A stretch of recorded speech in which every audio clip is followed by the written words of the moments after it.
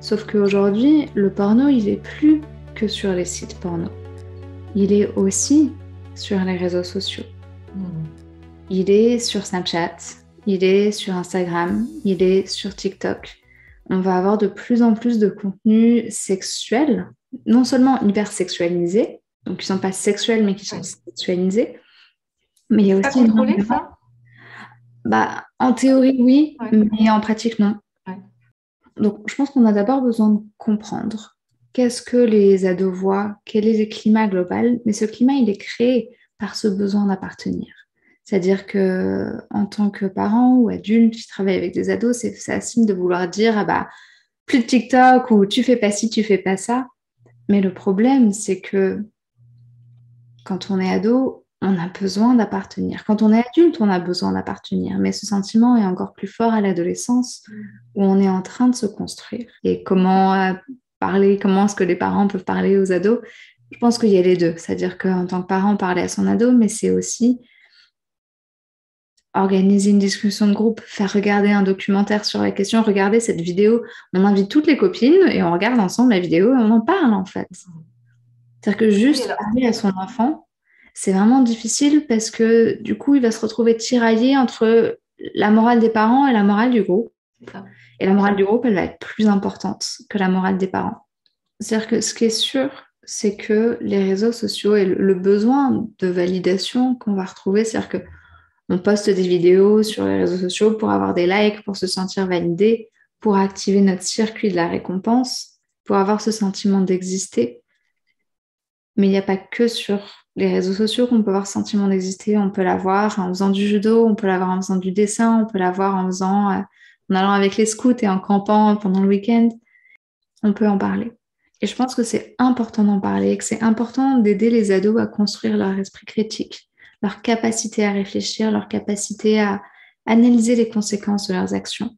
Et des actions des autres, c'est comme ça qu'on fait en fait.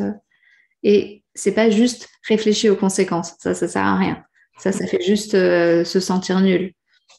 J'ai vraiment beaucoup d'empathie pour les jeunes qui font des choses qu'en tant qu'adulte, on peut se dire mais c'est complètement aberrant.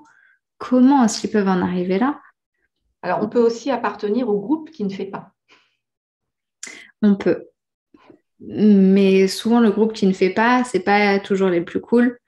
Ou alors, le groupe qui ne fait pas a réussi à suffisamment parler et créer d'intelligence émotionnelle pour ne pas faire et ne pas se retrouver dans cette dynamique de pouvoir-là. Moi, j'aime bien répondre à cette question en parlant des 3 parties de nous. On a un cœur, on a un corps et on a un cerveau. Et pour ces 3 parties, est-ce que chacune de ces parties se sent prête et en a envie ? Dans mon cœur, ça fait oui ou ça fait non ? Est-ce que je me sens bien avec cette personne ? Est-ce que j'ai envie de le faire avec cette personne ? Est-ce que ça me fait chaud au cœur d'y penser ? Dans mon corps, est-ce que je me sens prête ? Est-ce que j'ai du désir ? Est-ce que ça fait oui dans mon corps ou est-ce que ça crée de l'anxiété, des tensions ? Et dans ma tête, est-ce que je me dis j'en ai envie ou est-ce que je me dis il faudrait ? Donc là, on a vraiment parlé du côté négatif, mais aujourd'hui, on voit aussi une explosion de comptes qui vont faire de la sensibilisation, qui vont faire de la vraie éducation. On a des psys, on a des thérapeutes, on a des gens, enfin c'est vraiment, moi je suis sur Instagram, je suis pas sur TikTok, mais j'ai une chaîne YouTube et il y a quand même vraiment un changement des mœurs.